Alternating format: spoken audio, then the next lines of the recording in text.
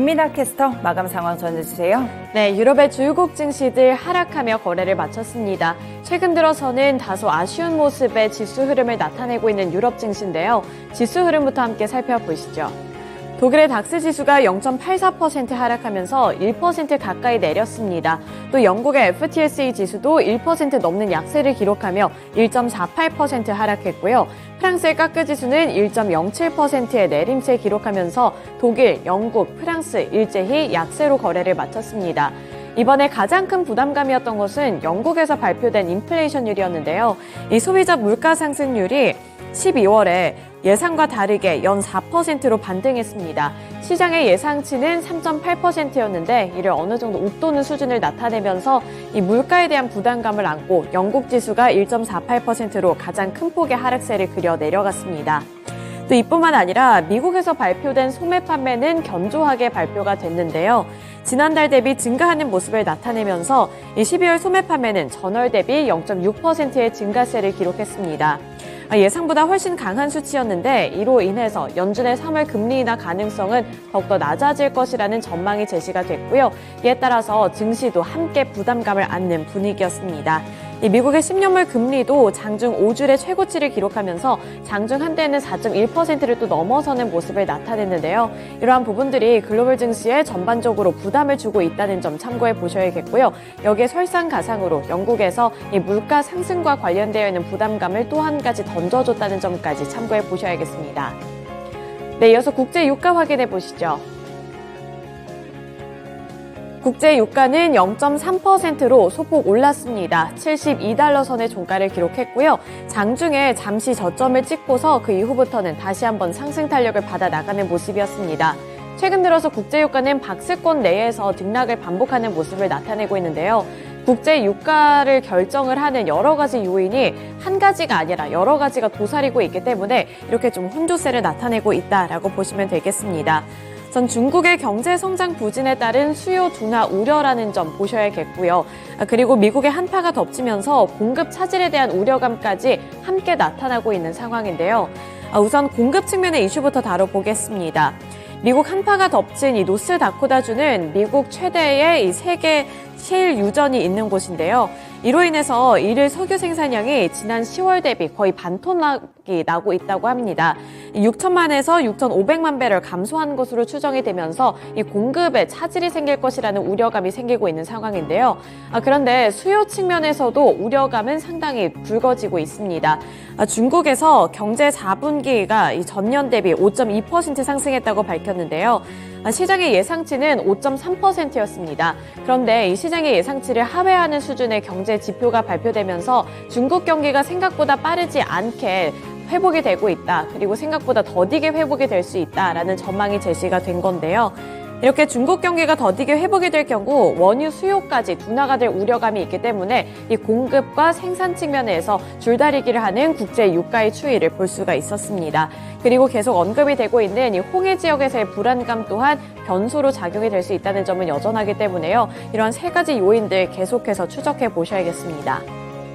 이어서 금 가격 확인해 보시죠. 금 가격은 1% 넘는 약세를 기록했습니다. 1.04% 내린 2,009달러 선의 종가를 기록했고요. 이제는 2,000달러 선을 지지해줄 수 있을지 여부도 체크해 보실 필요가 생긴 것 같은데요. 달러 강세에 따라서 이렇게 금 가격 하락하는 흐름이 나타나고 있습니다. 이 원달러 환율을 확인해 보시면 어느덧 이제 원달러 환율은 1달러에 1,346원 선까지 올라선 상황인데요. 이렇게 달러가 강세를 기록할 경우 금 가격은 또 추가로 하락할 수 있다는 점까지 확인해 보실 필요가 있겠습니다. 네, 이렇게 원자재 가격과 함께 유럽 증시 마감 상황 알려드렸는데요. 이어서 미국 증시 마감 상황은 SH인베스트먼트의 김선영 연구원 통해서 들어보겠습니다. 네, 연구원님 안녕하세요. 예, 안녕하십니까? 네, 지난밤 미국 증시에서는 여러 가지 주요 지표가 발표가 된 것 같은데요. 시장에서는 어떻게 반응했을까요?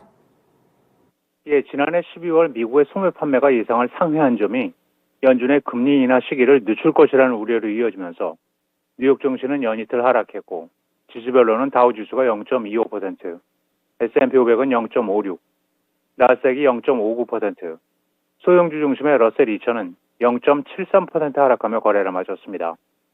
상무부에 따르면 지난해 12월 소매 판매는 지난 3개월 내 최대인 전달 대비 0.6%가 증가한 7,099억 달러로 시장 예상치였던 0.4% 증가를 상회했는데요. 소매 판매는 미국 전체 소비의 약 3분의 1을 차지하며 경제의 건전성을 가늠하는 평가 지표로 해석되고 있으며 이로 인해 미국 국채 금리의 상승세가 지속되면서 오늘 증시에 부담을 가했습니다. 세부 항목별로는 자동차가 1.1%, 의류와 액세서리 판매가 1.5% 각각 증가하면서 호조를 보였으며 크리스마스 할인 덕분으로 백화점 판매 역시 3%가 크게 증가해 전년 대비 증가한 반면 가구 판매는 1%, 전자제품 판매는 0.3% 각각 감소했던 가운데 월가에서는 고금리 장기화 여파가 지속된 가운데 가계의 저축 소진, 학자금 대출 상환 등으로 인해 연말 미국 소비가 둔화될 것으로 예상됐지만 예상보다 견조한 결과가 나오면서 미국의 경기가 예상보다 견조하다는 것이 입증이 됐으며 이로 인해 연준의 피벗 속도가 예상보다 느려질 수 있다는 것으로 이어지는 상황입니다.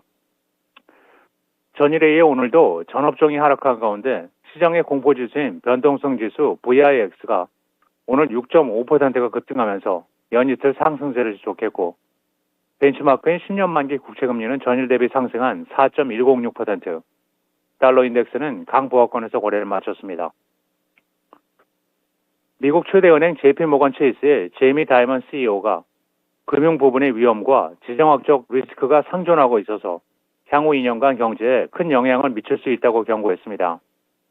다보스 포럼을 위해 스위스를 방문하고 있는 다이먼 CEO는 CNBC와의 인터뷰를 통해 우크라이나, 이스라엘 그리고 홍해에서의 테러리스트 활동, 양적 긴축 등의 문제들이 어떤 영향을 미칠지에 대한 우려가 우리가 정확히 이해하고 있는지 여전히 의문이 든다면서 이 같은 매우 영향력이 큰 사태들이 향후 2년간 분명 영향을 미칠 것이라고 진단했습니다. 그는 또한 증시의 낙관론이 확산하고 있는 것에도 경계감을 표하면서 모든 일이 잘 될 것이라고 가정하는 것은 실수라면서 대규모 재정 통화 부양책이 있었다는 점을 기억해야 한다며 자신은 좀 더 신중한 입장을 취하고 있다고 밝혔습니다.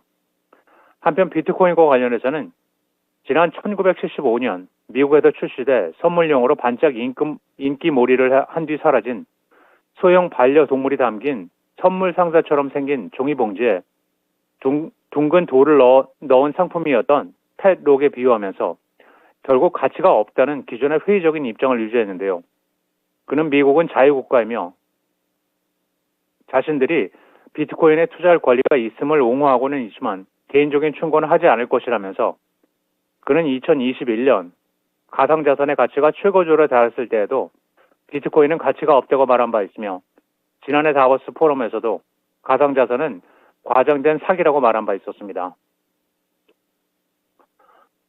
신용평가사 S&P가 지난해 미국 기업들의 회사채 부도가 80% 급증했으며 올해에도 자금 부족을 겪는 기업들의 회사채 부도가 증가할 것으로 우려하고 있습니다.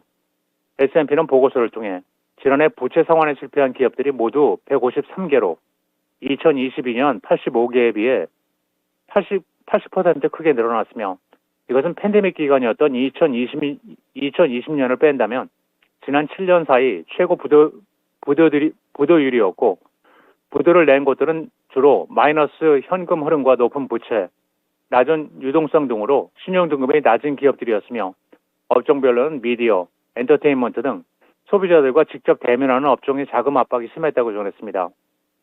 S&P는 또한 연준이 올해 양적 축소를 본격화할 전망이어서 시중의 자금난이 악화될 가능성이 높으며 이 같은 기업들의 자금난은 미국에 국한된 것이 아닌 전 세계적인 현상이 될 것이라며 올해 신용등급 하향 조정이 잇따를 수 있다면서 특히 B- 이하의 낮은 등급의 기업들의 약 40%가 올해 신용등급 강등에 내몰릴 수 있으며 금리 인하 전망에도 불구하고 자금 조달 비용은 당분간 고공행진을 지속할 것으로 전망하고 있습니다.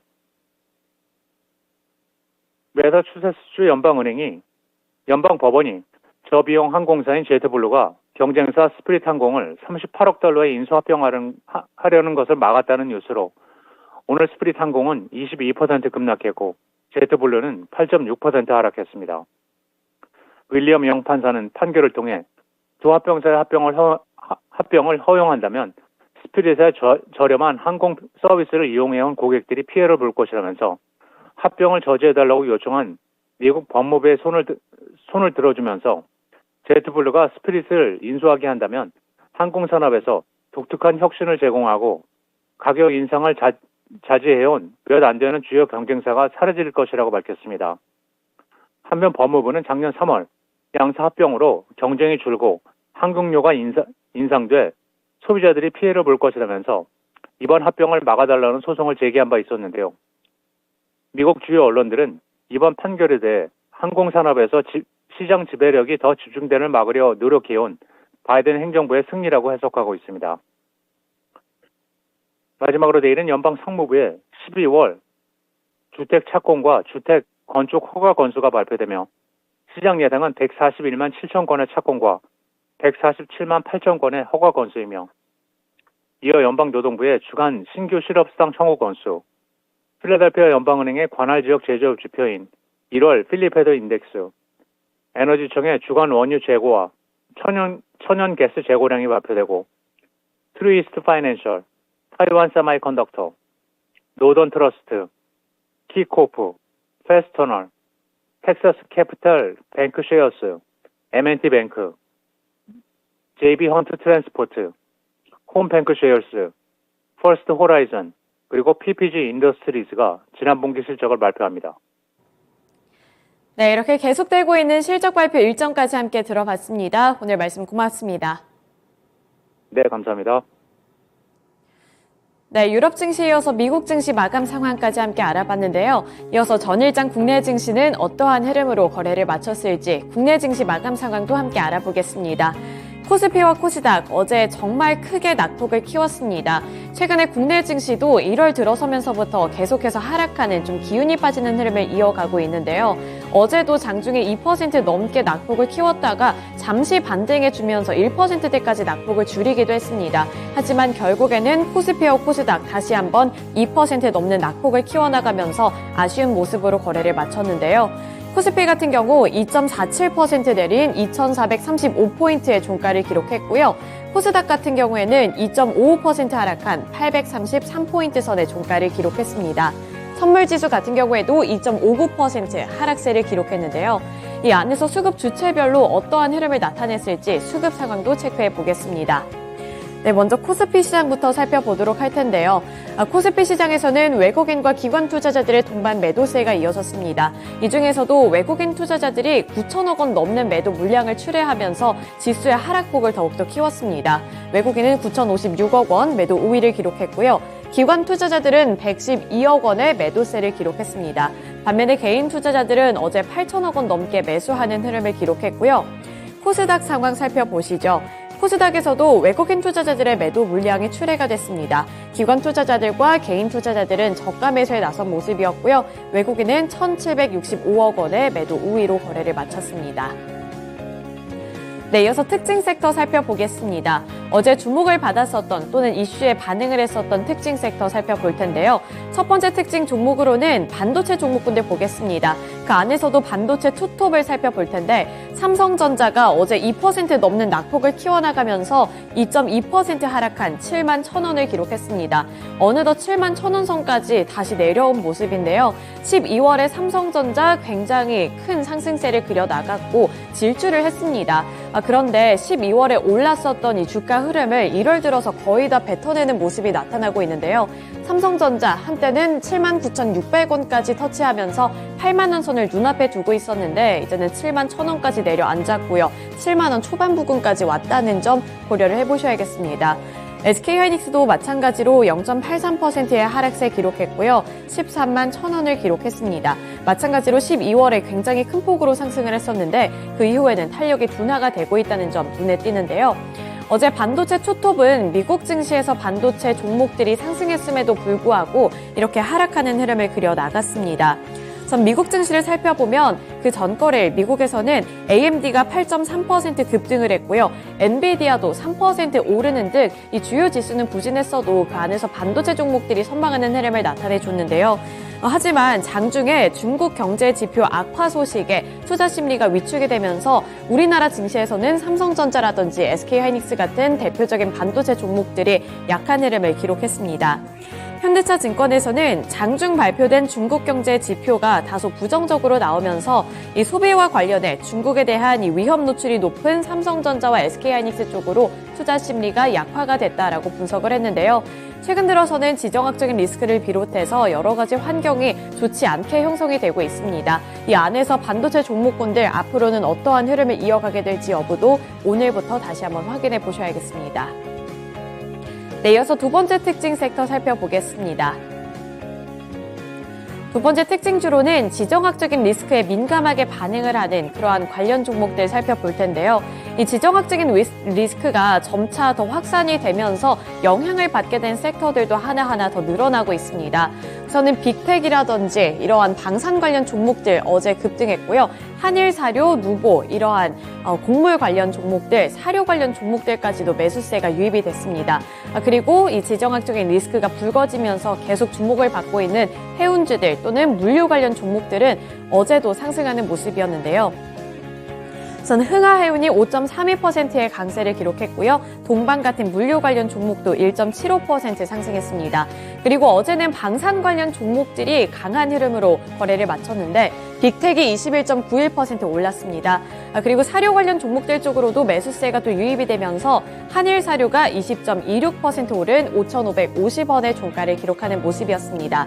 우선 홍해 지역, 이 중동 지역에서의 리스크는 여전히 고조가 되고 있고요. 그리고 국내에서는 남북 관계의 리스크가 더욱더 커지고 있는 상황이죠. 이 갈등이 더욱더 크게 빚어지고 있는 상황입니다. 우선 우리나라 윤 대통령은 북한의 이러한 공세에 국론 분열을 위한 정치 도발로 규정을 했는데요. 특히 남북 관계를 적대적 두 국가로 규정을 한 이 김정은 북한 국무위원장의 발언에 대해서는 강도 높은 비판을 이어갔습니다. 이 북한의 도발 수위가 높아지면서 윤석열 대통령 또한 이렇게 북한 도발 시에는 몇 배로 응징하겠다라는 강력한 답변을 내놓게 되면서 남북 간의 이러한 리스크는 더욱더 커지고 있는 상황이고요. 또 여기에 미국까지도 우려감을 표현했습니다. 이 연말연시 이어진 북한의 대남 공세에도 윤석열 대통령은 그동안 직접적인 언급을 자제하는 모습을 나타냈는데 이번 사태와 관련해서는 도발 시에는 몇 배로 응징하겠다라는 경고를 확실하게 날리면서 남북 관계의 이러한 갈등은 더욱더 높아지고 있는 상황입니다. 그리고 한 가지 업데이트된 소식이 있는데요. 미국의 정부 관계자가 북한의 정찰위성 개발과 관련해 북한이 우주에서 전쟁을 할 수 있는 능력이 있는지를 진지하게 보고 있다고 밝혔는데요. 대응책을 마련 중이라고 응대하기도 했습니다. 이렇게 미국까지 개입을 하면서 한반도에서의 이러한 갈등 고조 우려감까지 높아지면서 방산 관련 종목들 어제 급등했습니다. 스페코가 29.9%로 상한가 터치했고요. 휴니드가 13.57%, 퍼스텍이 8.82%, 한일단조가 5.96%의 강세를 기록했습니다. 곡물 관련 종목들도 조금 더 자세하게 보겠습니다.